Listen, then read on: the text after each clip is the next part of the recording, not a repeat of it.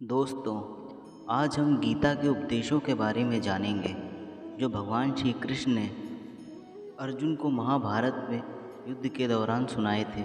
तो चलिए शुरू करते हैं। गीता का पहला उपदेश, इस सृष्टि में जो जन्म लेता है वो निश्चित रूप से मृत्यु के अधीन हो जाता है।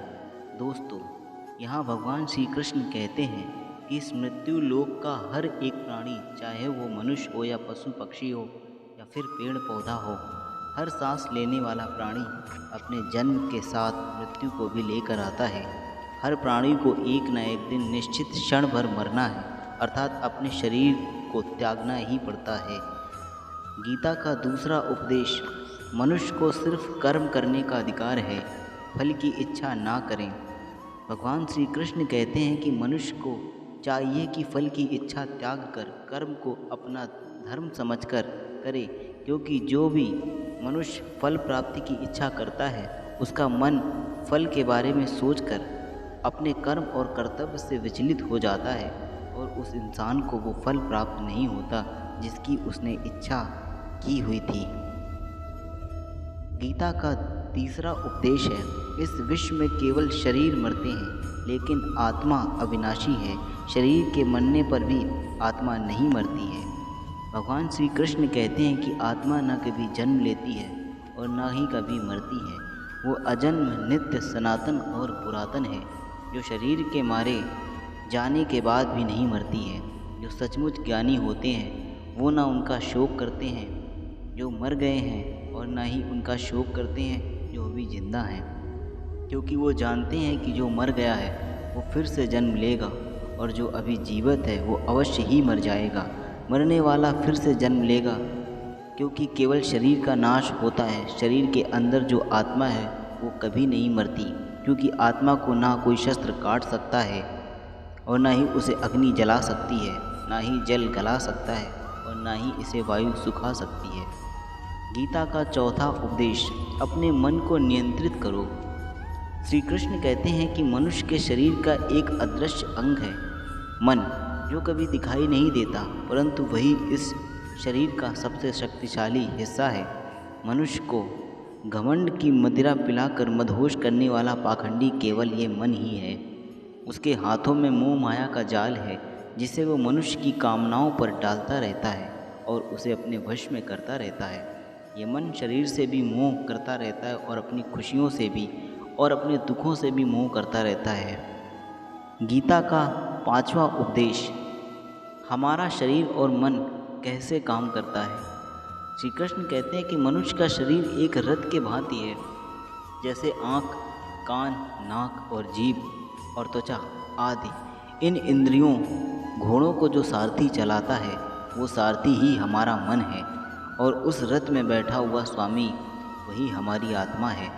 मनुष्य की इंद्रियां विषयों की ओर आकर्षित होती रहती हैं, और ये सब तभी तक ही हो सकता है जब तक जीवात्मा अपने मन को काबू में ना लाए। जब तुम स्वयं मन के अधीन न रहकर अपने मन को अपने अधीन कर लोगे तो वही मन एक अच्छे सारथी की तरह तुम्हारे शरीर रूपी रथ को सीधे प्रभु के चरणों में ले जाएगा। यदि मन तुम्हारा स्वामी है और तुम उसके अधीन हो तो वो तुम्हें माया के बंधन में जकड़ता रहेगा, और जब तुम अपने मन पर काबू पा लोगे और उसके स्वामी हो जाओगे तो वही मन तुम्हें मोक्ष के द्वार तक ले जाएगा। गीता का छठवां उपदेश, भगवत गीता के अनुसार खुशी के 3 प्रकार हैं।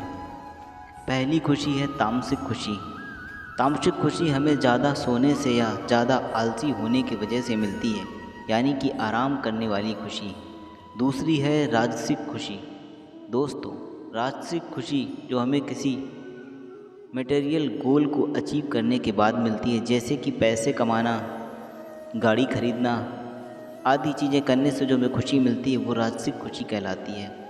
सात्विक खुशी, दोस्तों ये जो तीसरी प्रकार की खुशी होती है ना, उसे सात्विक खुशी कहते हैं। भगवत गीता ये कहती है कि तामसिक और राजसिक ये दोनों खुशियाँ अस्थायी होती हैं, पर सात्विक खुशी है ना, वो पहले हमें जहर की तरह लगती है लेकिन बाद में वो हमें शहद की तरह लगने लगती है।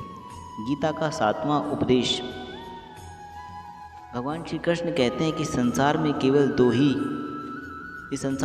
दो ही वस्तु हैं, एक शरीर और दूसरा उस शरीर में रहने वाला शरीरी। इस शरीर में रहने वाला जो आत्मा रूपी शरीरी है वो कभी भी नहीं मरता, और जो शरीर है वो सदा रहता नहीं है। आत्मा एक शरीर छोड़ता है और दूसरा शरीर को धारण कर लेता है, बिल्कुल वैसे ही जैसे मनुष्य अपने पुराने कपड़े उतार कर नए कपड़ों को धारण कर लेता है। आत्मा नित्य है, इसीलिए वो नहीं बदलती, परंतु शरीर नाशवान है, इसीलिए एक ही आत्मा के कई शरीर बदलते हैं। इसलिए हर जन्म में हमारी आत्मा नए नए शरीर धारण कर लेती है। गीता का 8वां उपदेश है, प्रारब्ध केवल मनुष्य का बनता है। अर्थात श्री कृष्ण कहते हैं कि अगर कोई सांप किसी मनुष्य को अकारण काटता है तो सांप को उसका पाप नहीं लगेगा, और ठीक उसी तरह शेर दूसरे जानवर की हत्या करता है तो उसे पाप नहीं लगेगा। या बकरी का उदाहरण लीजिए, बकरी किसी की हत्या नहीं करती और सिर्फ घास खाती है, तो इस कारण वो पुण्य की भागी नहीं बनती। पाप पुण्य का लेखा जोखा अर्थात प्रारब्ध केवल मनुष्य का बनता है। गीता का 9वां उपदेश है, एक ही कर्म किसी के लिए पाप बन जाता है और दूसरे के लिए पुण्य बन जाता है। दोस्तों, एक मनुष्य किसी कमज़ोर और बूढ़े व्यक्ति का धन लूटने के लिए उसकी हत्या कर देता है तो उस व्यक्ति को निश्चित ही उसके द्वारा किए गए कर्म का पाप लगता है। और यदि दुष्ट मनुष्य किसी स्त्री के साथ ज़बरदस्ती बलात्कार करने की कोशिश कर रहा है तो उस स्त्री की रक्षा करने के लिए अगर कोई व्यक्ति उस दुष्ट मनुष्य की हत्या कर देता है तो उसे पाप नहीं लगता है बल्कि पुण्य लगता है। गीता का 10वां उपदेश है, हर मनुष्य का प्रथम धर्म क्या है और अपने धर्म का विधान मनुष्य खुद बनाता है। दोस्तों, श्री कृष्ण कहते हैं कि धर्म का जो विधान है अगर उसे किसी दूसरे व्यक्ति ने बनाया हो तो वो तुम्हारा धर्म नहीं हो सकता। तुम्हारा धर्म वही है जिसे तुमने स्वयं बनाया हो, जिसे तुम्हारी आत्मा ने स्वीकार किया हो। धर्म एक व्यक्तिगत चीज़ है जिसका फैसला व्यक्ति को खुद लेना पड़ता है। दोस्तों, अगर हमारे विचार आपको पसंद आए हो तो चैनल को लाइक, शेयर और सब्सक्राइब करें। राधे राधे।